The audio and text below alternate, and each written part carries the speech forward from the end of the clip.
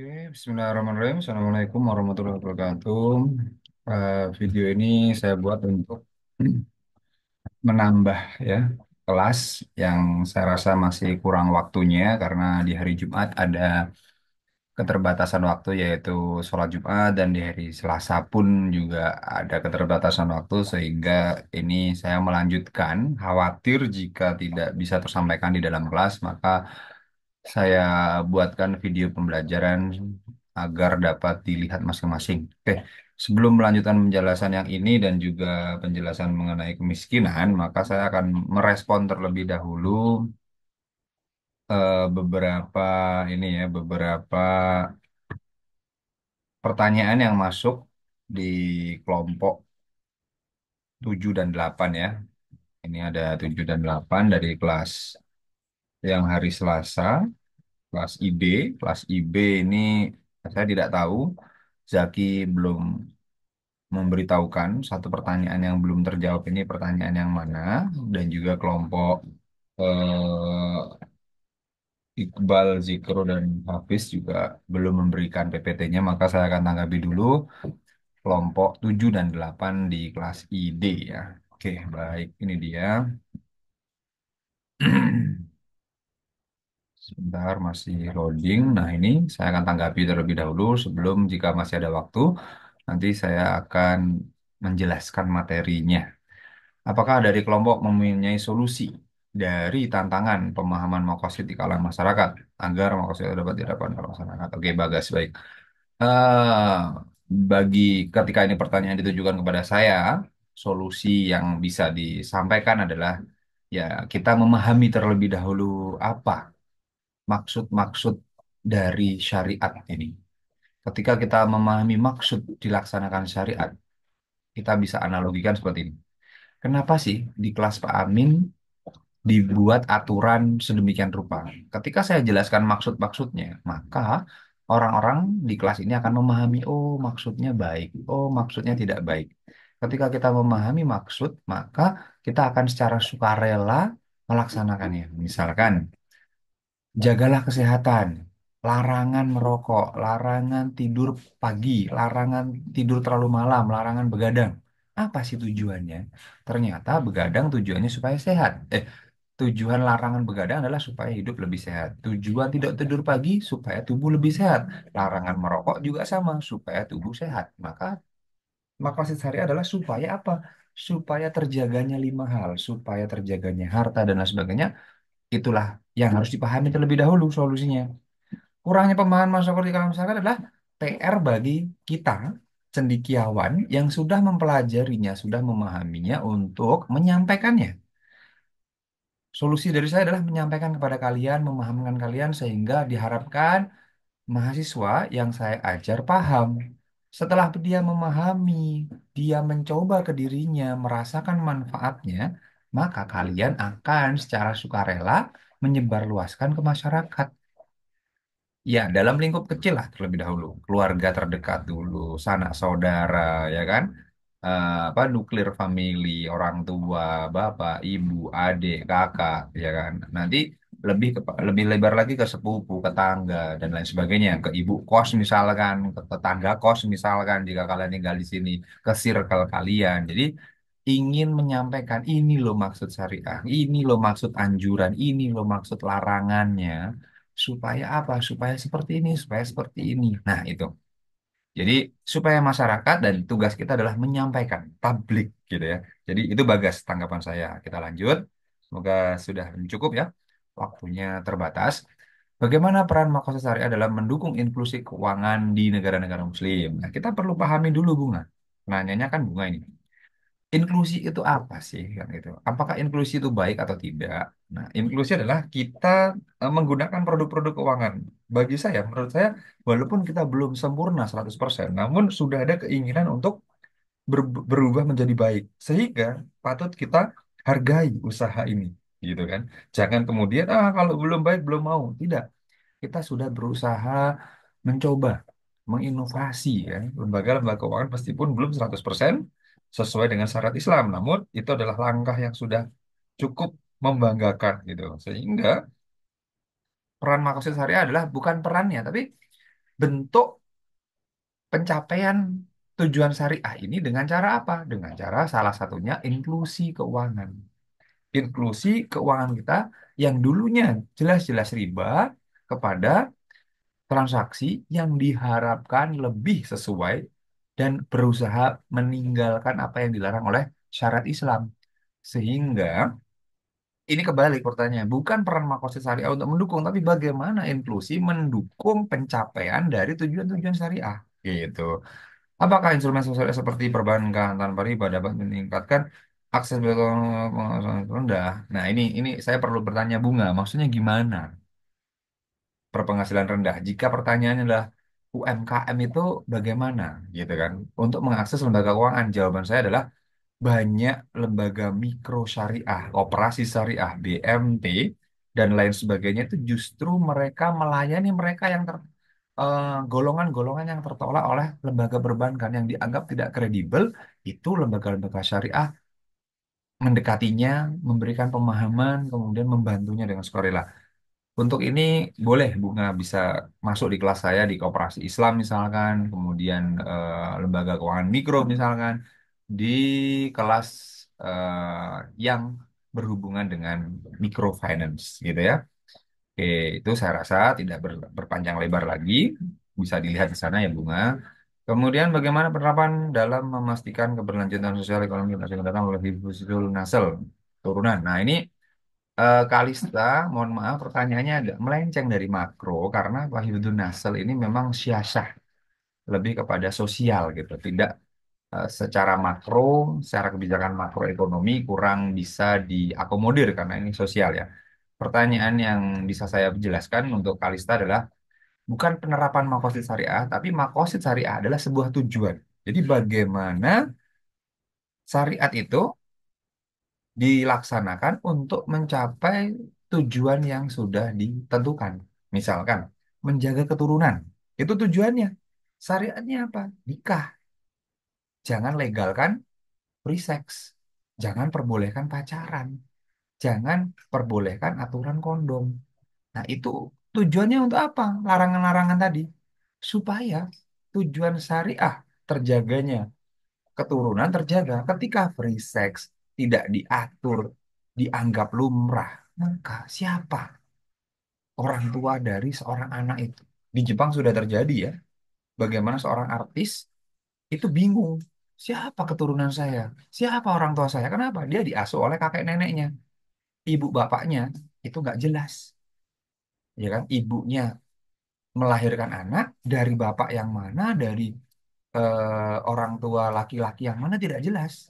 Nah, itulah tujuan kenapa Latakrobuzina salah satunya menjaga nasel untuk menjaga keturunan. Dalam ekonomi, saya rasa itu berhubungan dengan child free, isu tentang child free. Orang sekarang memilih untuk tidak memiliki anak dikarenakan apa? Dikarenakan ketakutan tidak bisa memenuhi kebutuhan ekonomi anaknya, misalkan. Itu mungkin masalah ekonomi sehingga negara perlu hadir untuk bisa memastikan keamanan dan keberlanjutan pendidikan ya, pendidikan dan edukasi kepada masyarakat sehingga secara makro kita dapat menghilangkan kekhawatiran masyarakat tentang hifdzun asal. Saya rasa itu Kalista ya. Sedikit saja tidak bisa berpanjang lebar karena memang bukan bahasan di kelas makro. Tapi satu kebijakan yang bisa kita bantu di situ adalah memastikan keamanan pendidikan dan juga kesempatan kerja bagi keturunan masa depan. Oke, kita lanjut ke pertanyaan Lydia. Dalam menghadapi tantangan ekonomi, apakah mahasiswa bisa memberikan alternatif terhadap sistem ekonomi seringkali rentan terhadap bisnis? Jawaban saya adalah ini bukan lagi alternatif, ini adalah solusi, ya kan? Kenapa solusi? Ya karena menurut saya krisis yang terjadi itu adalah pengejauhan tahan dari sebuah ayat dan telah tampak kerusakan di muka bumi oleh ulah manusia. Dan bahkan sebelum manusia diciptakan, malaikat itu bertanya, apakah ah, Anda, apakah Allah, ya Allah, apakah Anda akan menciptakan makhluk yang akan menumpahkan, akan merusak bumi? Jadi apa ya, manusia ini ketika tidak mengikuti syariat Islam, bimbingan wahyu ilahi, maka akan terjadi kerusakan. Salah satunya adalah krisis. Ketika syariat-syariat itu diterapkan, maka insya Allah dan pasti akan menjaga lima hal itu. Bahkan ada namanya makosid Qur'ani. Maksud-maksud Quran itu apa sih? Ya untuk kesejahteraan, untuk falah, untuk maslahah. Sehingga ketika ingin mencapai sebuah maslahah dengan syariat-syariat tadi, apa yang mungkin krisis itu dapat muncul? Padahal kita sudah berusaha menjaganya, kan gitu. Kalau krisis ekonomi, ya itu adalah krisis yang diakibatkan oleh ulah manusia. Pak, jika syariat sudah diterapkan, masih terjadi krisis bagaimana? Ya berarti ini krisis atau ujian untuk orang-orang yang beriman. Tapi kalau bukan orang beriman, namanya bukan ujian, musibah. Cara membedakannya gimana? Coba kalian perhatikan. Apakah kalian orang beriman apa tidak? Ketika mendapat suatu cobaan, itu ada yang bilang, aku lagi kena musibah. Tapi ada beberapa orang yang aku lagi diuji oleh Allah. Nah, dari ucapan saja kita bisa mendeteksi sebenarnya kita ini orang beriman apa tidak. Atau sebenarnya orang lain ini level imannya seberapa. Ketika orang itu mengeluh dan menganggap cobaan ini sebagai musibah, berarti dia menempatkan dirinya belum beriman. Tapi ketika seseorang itu makin tinggi imannya, level imannya makin kuat, karena di kelas ini sudah beriman semua ya, menurut penuturan masing-masing sudah mengaku beriman. Harusnya ketika ada sebuah ujian, sebuah cobaan, ya, mereka akan bilang apa? Ah, ini ujian dari Allah. Aku harus bisa menerimanya. Nah, dari situ bisa kelihatan. Silahkan kalian tergolong orang yang menganggap sebuah cobaan itu ujian atau musibah. Oke? Ketika orang beriman, orang makin iman tinggi imannya, maka dia akan mengatakan ini ujian dari Allah. Karena ujian untuk orang beriman, musibah itu untuk orang yang imannya kurang. Ya, musibah atau bahasanya itu apa? Aku dilanda ini di musibah. Gitu. Karena di Barat, ketika ada bencana alam gitu, dia tidak menyebut sebagai ujian dari Allah, ujian dari Tuhan. Tapi dia bilang apa? This is the work of, ini kerjaannya Tuhan ini. Bencana alam itu digitukan, Tuhan itu digitukan sama mereka. Oke, kita lanjut ya. Bagaimana penerapan makhluk syariah dalam tadi lanjutannya adalah ketika ada sebuah bencana alam dia bilang ini kerjaan Tuhan. Tapi ketika ada kesuksesan dia nggak pernah bilang alhamdulillah, dia nggak pernah memuji Tuhan. Dia bilang ini kerja kerasku, ini hasilku sendiri. Nah, itu seperti korun berarti kan. Kita lanjut ya. Bagaimana penerapan makosid? Bukan penerapan, sekali lagi saya tekankan, makosid syariah adalah tujuan-tujuan syariat, bukan penerapan. Yang diterapkan apa? Ya syariat-syariatnya. Ya aturan-aturannya. Kenapa diterapkan aturan-aturannya? Dan kenapa diterapkan larangan-larangan syariat untuk mencapai makosid syariah gitu. Ya yang benar ya, bukan bagaimana menerapkan makosid syariah, tapi itu adalah sebuah tujuan. Bagaimana mencapai tujuannya dengan cara menerapkan syariat-syariat yang telah diajarkan. Oke, gitu ya. Bukan menerapkan sekali lagi. Jadi bagaimana supaya tujuan stabilitas tercapai, supaya maqasid syariah hifdzul mal tercapai, ya lakukan syariat-syariatnya, aturan-aturannya dan jauhi larangan-larangannya. Begitu. Oke, masih ada dua lagi. Ya, semoga waktunya cukup. Siswa, terdapat permasalahan antara potensi dan realisasi. Iya, betul. Mm-mm. Apakah langkah ya, Fikri yang tanya? Hmm. Oke, apakah langkah yang bisa diterapkan supaya bisa merata? Pertanyaannya kebalik kan diri masing-masing. Saya tanya Fikri, apakah Anda sudah mengeluarkan, sudah mengikuti syariat terkait zakat, infak? Jika sudah dan merasakan manfaatnya, maka ajaklah orang lain. Contoh kenapa saya mengajak kalian berinfak? Karena saya sudah merasakan manfaat dari infak ini. Saya ingin kalian juga merasakannya. Makanya saya buat semi wajib. Bagi kalian yang belum merasakannya, ya dicari tahu. Ya, supaya apa? Supaya antara potensi dan realisasinya makin tipis gapnya.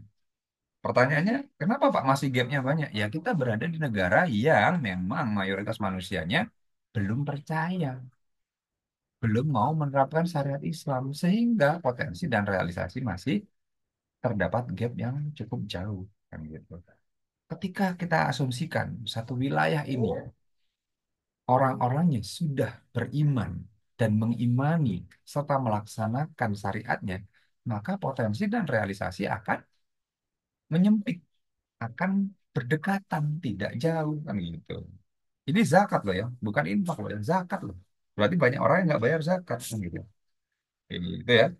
Bagaimana langkahnya? Secara makro, ya ketika menjadi pemimpin, kebijakan yang paling itu adalah mewajibkan orang membayar zakat ketika sudah mencapai nisab bagi orang atau umat Islamnya. Seperti apa yang pernah dilakukan oleh Abu Bakar As-Siddiq, khalifah pertama, yang sampai yang nggak bayar zakat dihukum. Nah, gitu ya. Jadi itu cara yang bisa kita lakukan adalah menegakkan syariat dengan cara apa? Memaksakan orang bayar zakat. Zakat itu loh murah, 2,5%. Pajak itu 5%. Nah, gitu. Oke, gitu ya. Dan ketika kita menegakkan hukum Allah, maka tidak ada dosa bagi kita, justru kita mendapat pahala walaupun dibenci manusia. Kali itu. Yang benci siapa? Yang benci orang-orang yang kurang beriman kan gitu. Dibenci orang yang tidak beriman kan tidak masalah. Oke, kita lanjut. Yang terakhir, apakah makosid syariah sebenarnya sudah diterapkan? Ah, apakah sudah, Asya? Sebagian sudah, Asya. Sebagian orang sudah, sebagian lain belum. Mayoritas belum. Dari mana kau belum? Ya, secara data mengatakan demikian. Mayoritas belum. Quran pun mengatakan demikian. Mayoritas manusia tidak mengetahui. Gitu. Jadi itu sudah sunatullah, tidak usah dipaksakan. Karena jika melihat UUD, mengandung masyarakat walaupun tidak secara tertulis, kalau tertulis bisa diberikan contohkan. Contoh, Maqasid Syariah, menjaga harta, ada lembaga-lembaga keuangan syariah. Contoh, menjaga nasel, ada larangan-larangan untuk berbuat asusila. Menjaga agama, contoh, diwajibkannya sholat. Di Aceh tidak sholat dihukum, misalkan Aceh. Di luar Aceh, walau alam bisawab. Menjaga jiwa, dilarangnya membunuh, adanya pembunuhan, walaupun tidak 100%. Kalau 100% apa? Yang membunuh dibunuh, kan gitu. Dikotel, kan gitu, di kisos, gitu. Kalau mau yang 100%, tapi kan sudah ada undang-undang yang menjaga itu, sehingga sebenarnya sudah ada arah ke sana. Bayangkan ketika tidak ada hifdun nasl, hifdun nafas, berarti boleh dong saling membunuh. Nah, itu kan. Makanya adanya undang-undang melindungi. Oke, saya rasa untuk kelompok 7 kita cukupkan. Jika masih ada pertanyaan, bisa tanyakan di kelas tanggapannya atau letakkan di kolom komentar ya. Jika saya sempat akan saya tanggapi. Oke, kita lanjut ke kelompok 8 ya, karena kelompok yang ini saya tidak tahu yang kurang yang mana. Kita ke Ziswa. Oke, semoga waktunya cukup, sisa 10 menit. Langsung saja saya tanggapi pertanyaannya di sini. Ada Akil, ada Haidar di situ menanggapi ya. Oke, bagaimana mekanisme zakat yang efektif dalam menanggulangi ketimpangan sosial yang terjadi? Mekanisme zakat yang efektif menurut saya adalah kita mengikuti pendapat apa yang pernah dilakukan oleh Abu Bakar, yaitu pemerintah atau penguasa atau orang yang diamanahi untuk mengatur Baitul Mal gitu, lembaga amil zakat yang memiliki kewenangan itu harusnya bisa memaksa masyarakatnya membayar zakat supaya ketimpangan teratasi. Itu saja mekanisme yang saya disampaikan. Implikasinya bagaimana silahkan nanti dipelajari di ekonomi siswa. Dimas, kebijakan apa yang dilakukan pada masa Umar? Kenapa kebijakan sekarang tidak bisa maju seperti dulu? Pertanyaan Dimas ini sangat klasik, ya kan? Ini ada bukunya, tidaklah tebal. Nanti saya berikan contoh bukunya di kelas. Terbitan Akwam. Ya. Kalau yang mau tebal, terbitan Pustaka Kautsar tentang biografi Umar bin Abdul Aziz. Pertanyaannya, singkatnya Dimas, Umar bin Abdul Aziz adalah anak keraja yang hidup bergelimang harta. Kemudian ketika beliau dipilih menjadi amir, menjadi pemimpin, beliau langsung merubah kehidupannya 180 derajat menjadi orang yang benar-benar apa ya bahasanya itu, tirakat gitu. Kenapa tirakat? Beliau hidup sangat sederhana, sangat zuhud, sangat warok terhadap dunia ketika menjadi pemimpin. Intinya itu. Sehingga beliau bisa adil. Apa yang dilakukan beliau semua sesuai dengan syariat, sesuai dengan anjuran. larangan dan anjuran beliau kerjakan semuanya. Sehingga keemasan kesejahteraan itu tercapai. Ya, jawabannya panjang. Saya pun belum selesai membaca buku beliau yang Akwam, apalagi yang terbitan Pustaka Kautsar. Silahkan nanti dipelajari di sana. Apa yang dilakukan? Wah, beliau langsung merombak semuanya. Gitu. Silahkan dibaca sendiri, Dimas ya. Tapi semua yang dilakukan beliau itu sangat bagus karena beliau terkenal dengan istilah Umar kedua, cucunya bin Khattab yang sama-sama tegas. Oke, lanjut ke Alisa karena waktu. Bagaimana kebijakan fiskal sahabat dapat masuk dalam pengentasan kemiskinan? Ya, ini kembali lagi ke pertanyaan yang pertama. Fiskal nanti akan ada fiskal Islam ya, mata publik Islam. Nah, fiskal ini akan ada mata kuliah ekonomi publik Islam.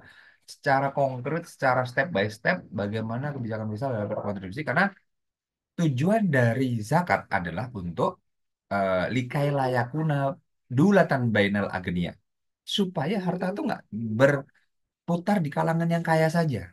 Itulah tujuan, salah satu tujuan dari zakat. Jadi kebijakan fiskal, poin penting di dalamnya adalah zakat, baru infak, sedekah, kemudian wakaf. Nah, itulah kebijakan fiskal. Bagaimana prosesnya? Nanti kita gambarkan, gitu ya, Alisa ya. Chef ya, apakah ada hubungan antara korupsi dalam pemerintahan dengan ketimpangan antara masyarakat? Ada. Jawabannya kan, apakah ada hubungan dengan ketimpangan? Ada. Karena apa? Apa yang dikorupsi itu adalah hak milik masyarakat diambil oleh segelintir orang. Konteks ekonomi Islam, ya, konteks ekonomi Islam kan melarang korupsi. Arosi wal murtasi finar, gitu. Orang yang memeras, orang yang korupsi itu di dalam neraka. Sudah jelas konteksnya dalam Islam. Adapun ekonomi Islam otomatis menginduk kepada Islam. Sudah saya jelaskan di pemikiran ekonomi Islam bahwasanya ekonomi Islam itu di bawah payung hukum Islam, bukan di bawah payung hukum ekonomi konvensional yang kemudian muncul ekonomi Islam. Tidak. Tapi ekonomi Islam adalah di bawah payung hukum atau di bawah silsilahnya di bawah agama Islam. Kalau ekonomi Islam di bawah ekonomi secara umum, maka kita dianggap sebagai suatu studi di bawah ekonomi. Tapi kalau kita suatu bidang di bawah Islam, maka kita akan tunduk terhadap aturan Islam kan gitu. Oke, kita cukupkan sebentar lagi. Firja, bolehkah jika bersedekah dengan niat mengentaskan kemiskinan? Oh, sangat boleh karena memang anjuran atau himbauan atau iming-iming Allah untuk bersedekah, untuk berzakat itu untuk mengurangi kentasan kemiskinan kan gitu. Oke, kemudian menurut kelompok kami, ya boleh, sangat boleh Firja, dan ini memang dianjurkan. Bahkan jika tahu dalilnya, itu bernilai pahala. Kalau hanya bersedekah, nolong sesama gitu kan, tanpa diniatkan perintah Allah ya, ya nggak dapat pahala. Tapi kalau diniatkan, oh ayatnya ini, hadisnya ini anjuran Nabi secara sadar, Anda bersedekah dengan niat mengikuti syariat Islam, itu lebih berpahala dibanding sedekahnya orang-orang atau infaknya orang-orang kafir ketika dia hanya berniat menolong orang sosial, tapi dia tidak berniat kepada oh ini perintah Allah. Nah, itu pasti beda itu. Ya, itu hubungannya pasti beda. Nilai pahalanya pasti beda kan gitu. Oke, menurut kamu, kelompok kami pada tantangan apa ini? Kok menurut kelompok kami tentang bagaimana tanggapannya? Ya jelas itu korupsi ya, ya pastinya akan tidak berkah. Ya, tidak berkah. Silahkan dipelajari asa tentang apa itu berkah, bagaimana keberkahan itu ya. Oke, karena ini sudah selesai, maka kita geser ke kelompok ini ya, ke materi saya dulu deh. Oke, baik. Ini em, akan saya coba sampaikan di sisa waktu ini. Semoga cukup ya. Eh, aduh, tidaklah. Kita cukupkan dulu. Ini adalah saya menanggapi materi kelompok kelas IB ya. Untuk kelas IB video selanjutnya saya tunggu nanti akan saya lengkapi sementara masih ID dulu kelompok 7 dan 8. Semoga 9 bisa kita selesaikan di kelas. Oke, saya rasa itu kita cukupkan video ini. Nanti akan saya buatkan video lanjutan untuk penjelasan mengenai ini tadi. Melanjutkannya masalah utilitas syariah tegaknya, kemudian siswa kemiskinan saya buatkan video juga. Ini kita lanjutkan di sini nanti ya. Kemudian ini Ziswaf, ini sudah saya siapkan materinya, nanti akan saya buat untuk video berikutnya. Kita cukupkan sampai di sini. Saya tunggu kelas IB untuk pertanyaan 7 kurang yang mana dan yang 8 silahkan diletakkan di draft untuk saya tanggapi sebelum Jumat depan. Bila Assalamualaikum warahmatullahi wabarakatuh.